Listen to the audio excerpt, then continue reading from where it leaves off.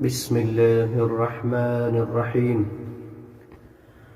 الحمد لله الذي أنزل على عبده الكتاب ولم يجعل له عوجا قيما لينذر بأسا شديدا من لدنه ويبشر المؤمنين الذين يعملون الصالحات أن لهم أجرا حسنا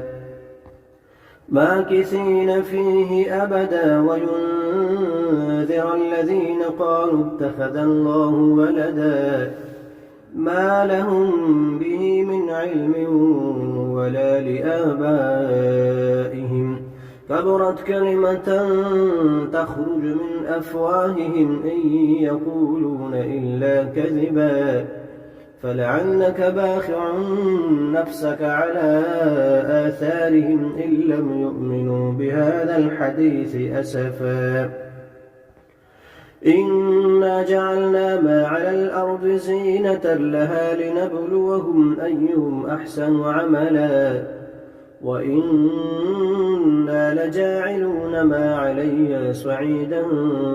جرزا أم حسبت أن أصحاب الكهف والرقيم كانوا من آياتنا عجبا إذ أوى الفتية إلى الكهف فقالوا ربنا آتنا من لدنك رحمة وهيئ لنا من أمرنا رشدا فضربنا على آذانهم في الكهف سنين عددا ثم بعثناهم لنعلم أي الحزبين أحصى لما لبثوا أمدا نحن نقص عليك نبأهم بالحق إنهم فتية آمنوا بربهم وزدناهم هدى وربطنا على قلوبهم إذ قاموا فقالوا ربنا رب السماوات والأرض لن ندعو من دونه إلها لقد قلنا إذا شططا هؤلاء قومنا اتخذوا من دونه آلهة لولا يأتون عليهم بسلطان بين فمن أظلم ممن افترى على الله كذبا وإذ اعتزلتموهم وما يعبدون إلا الله فأووا إلى الكهف ينشر لكم ربكم من رحمته ويهيئ لكم من أمركم مرفقا وترى الشمس إذا طلعت تزاور عن كهفهم ذات اليمين وإذا غربت تقرضهم ذات الشمال وهم في فجوة منه ذلك من آيات الله من يهد الله فهو المهتد ومن يضلل فلن تجد له وليا مرشدا وتحسبهم أيقاظا وهم رقود ونقلبهم ذات اليمين وذات الشمال وكلبهم باسط ذراعيه بالوصيد لو اطلعت عليهم لوليت منهم فرارا ولملئت منهم رعبا وكذلك بعثناهم ليتساءلوا بينهم قال قائل منهم كم لبثتم قالوا لبثنا يوما أو بعض يوم قالوا ربكم أعلم بما لبثتم فابعثوا أحدكم بورقكم هذه إلى المدينة فلينظر أيها أزكى طعاما فليأتكم برزق منه وليتلطف ولا يشعرن بكم أحدا إنهم إن يظهروا عليكم يرجموكم أو يعيدوكم في ملتهم ولن تفلحوا إذا أبدا وكذلك أعثرنا عليهم ليعلموا أن وعد الله حق وأن الساعة لا ريب فيها إذ يتنازعون بينهم أمرهم فقالوا بنوا عليهم بنيانا ربهم أعلم بهم قال الذين غلبوا على أمرهم لنتخذن عليهم مسجدا سيقولون ثلاثة رابعهم كلبهم ويقولون خمسة سادسهم كلبهم رجما بالغيب ويقولون سبعة وثامنهم كلبهم قل ربي أعلم بعدتهم ما يعلمهم إلا قليل فلا تمار فيهم إلا مراء ظاهرا ولا تستفت فيهم منهم أحدا ولا تقولن لشيء إني فاعل ذلك غدا إلا أن يشاء الله واذكر ربك إذا نسيت وقل عسى أن يهديني ربي لأقرب من هذا رشدا ولبثوا في كهفهم 300 سنين وازدادوا 9 قل الله أعلم بما لبثوا له غيب السماوات والأرض أبصر به وأسمع ما لهم من دونه من ولي ولا يشرك في حكمه أحدا واتل ما أوحي إليك من كتاب ربك لا مبدل لكلماته ولن تجد من دونه ملتحدا واصبر نفسك مع الذين يدعون ربهم بالغداة والعشي يريدون وجهه ولا تعد عيناك عنهم تريد زينة الحياة الدنيا ولا تطع من أغفلنا قلبه عن ذكرنا واتبع هواه وكان أمره فرطا وقل الحق من ربكم فمن شاء فليؤمن ومن شاء فليكفر إنا أعتدنا للظالمين نارا أحاط بهم سرادقها وإن يستغيثوا يغاثوا بماء كالمهل يشوي الوجوه بئس الشراب وساءت مرتفقا إن الذين آمنوا وعملوا الصالحات إنا لا نضيع أجر من أحسن عملا أولئك لهم جنات عدن تجري من تحتهم الأنهار يحلون فيها من أسابر من ذهب ويلبسون ثيابا خضرا من سندس واستبرق متكئين فيها على الأرائك نعم الثواب وحسنت مرتفقا واضرب لهم مثلا رجلين جعلنا لأحدهما جنتين من أعناب وحففناهما بنخل وجعلنا بينهما زرعا كلتا الجنتين آتت أكلها ولم تظلم منه شيئا وفجرنا خلالهما نهرا وكان له ثمر فقال لصاحبه وهو يحاوره أنا أكثر منك مالا وأعز نفرا ودخل جنته وهو ظالم لنفسه قال ما أظن أن تبيد هذه أبدا وما أظن الساعة قائمة ولئن رددت إلى ربي لأجدن خيرا منها منقلبا قال له صاحبه وهو يحاوره أكفرت بالذي خلقك من تراب ثم من نطفة ثم سواك رجلا لكن هو الله ربي ولا أشرك بربي أحدا ولولا إذ دخلت جنتك قلت ما شاء الله لا قوة إلا بالله إن ترني أنا أقل منك مالا وولدا فعسى ربي أن يؤتيني خيرا من جنتك ويرسل عليها حسبانا من السماء فتصبح صعيدا زلقا أو يصبح ماؤها غورا فلن تستطيع له طلبا وأحيط بثمره فأصبح يقلب كفيه على ما أنفق فيها وهي خابية على عروشها ويقول يا ليتني لم أشرك بربي أحدا ولم تكن له فئة ينصرونه من دون الله وما كان منتصرا هنالك الولاية لله الحق هو خير ثوابا وخير عقبا واضرب لهم مثل الحياة الدنيا كماء إن أنزلناه من السماء فاختلط به نبات الأرض فأصبح هشيما تذروه الرياح وكان الله على كل شيء مقتدرا المال والبنون زينة الحياة الدنيا والباقيات الصالحات خير عند ربك ثوابا وخير أملا ويوم نسير الجبال وترى الأرض بارزة وحشرناهم فلم نغادر منهم أحدا وعرضوا على ربك صفا لقد جئتمونا كما خلقناكم أول مرة بل زعمتم أن لن نجعل لكم موعدا ووضع الكتاب فترى المجرمين مشفقين مما فيه ويقولون يا ويلتنا ما لهذا الكتاب لا يغادر صغيرة ولا كبيرة إلا أحصاها ووجدوا ما عملوا حاضرا ولا يظلم ربك أحدا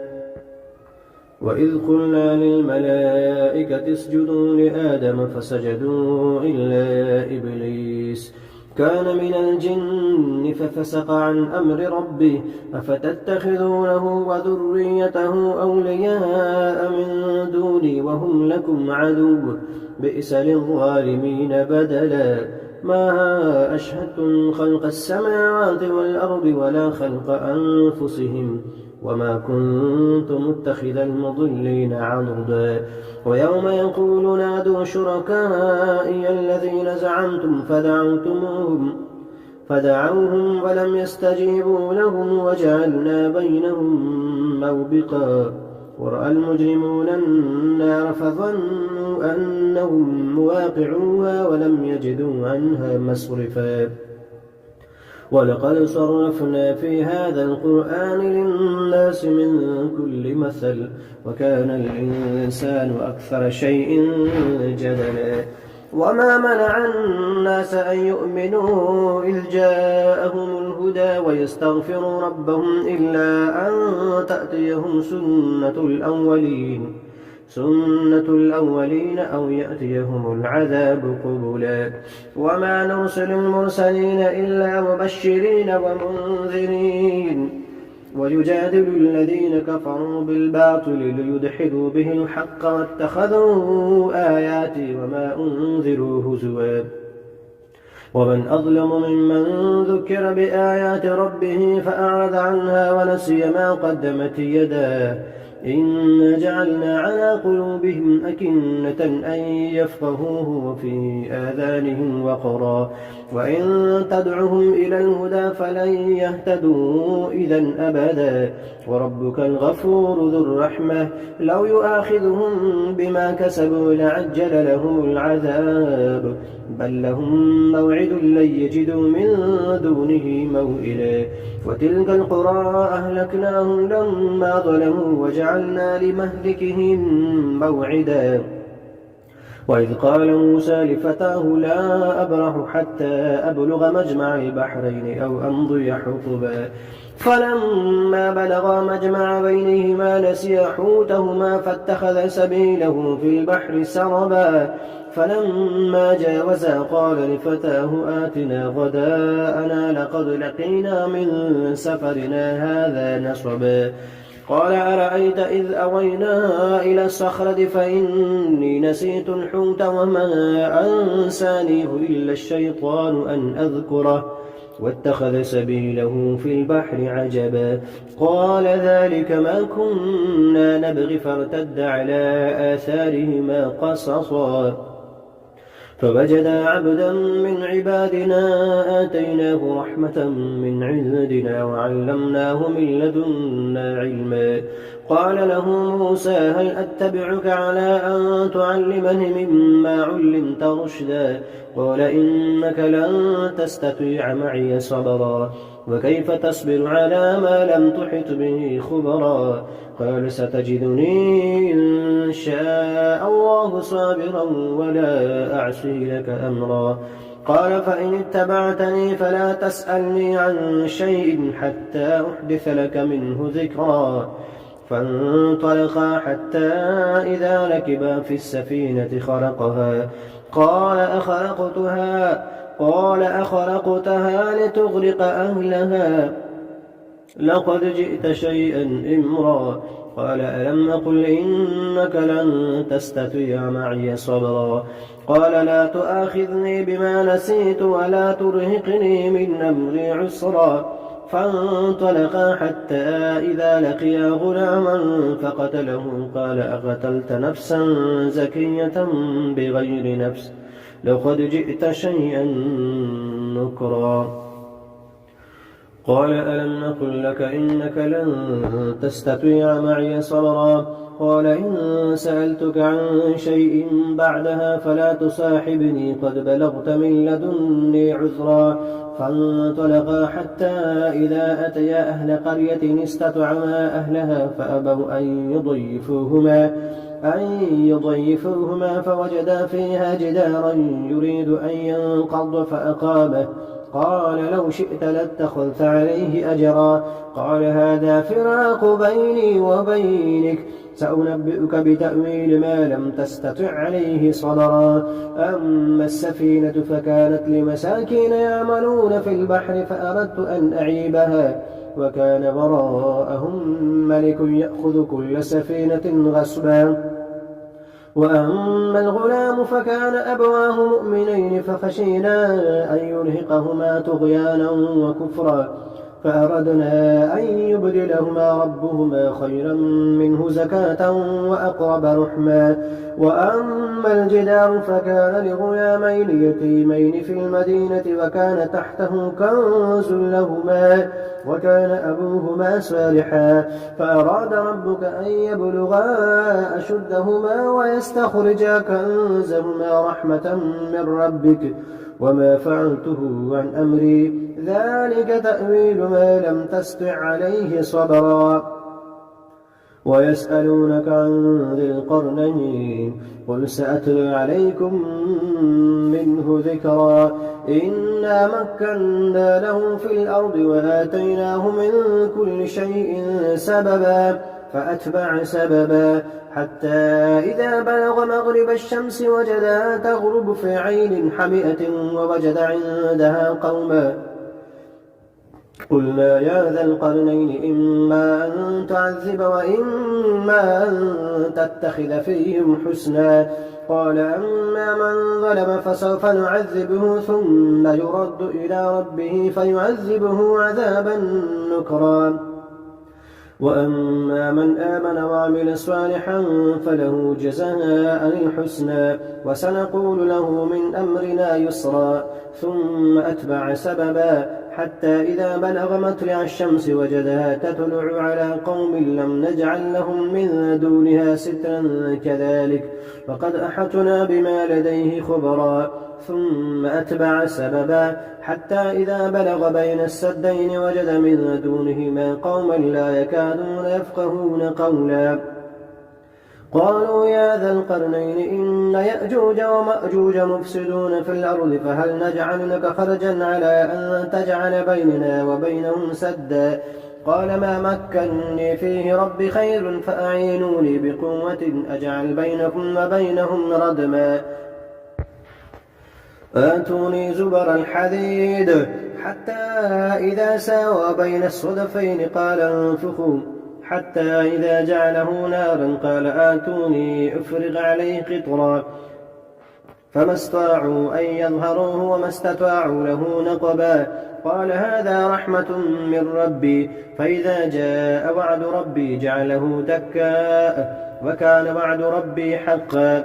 وتركنا بعضهم يومئذ يموج في بعض ونفخ في السور فجمعناهم جمعا وعرضنا جهنم يومئذ للكافرين عرضا الذين كانت أعينهم في غطاء عن ذكري وكانوا لا يستطيعون سمعا أفحسب الذين كفروا أن يتخذوا عبادي من دوني أولياء إنا أعتدنا للكافرين نزلا قل هل ننبئكم بالأخسرين أعمالا الذين ضل سعيهم في الحياة الدنيا وهم يحسبون أنهم يحسنون صنعا أولئك الذين كفروا بآيات ربهم ولقائه فحبطت أعمالهم فلا نقيم لهم يوم القيامة وزنا إن الذين آمنوا ذلك جزاؤهم جهنم بما كفروا واتخذوا آياتي ورسلي هزوا إن الذين آمنوا وعملوا الصالحات كانت لهم جنات الفردوس نزلا خالدين فيها لا يبغون عنها حولا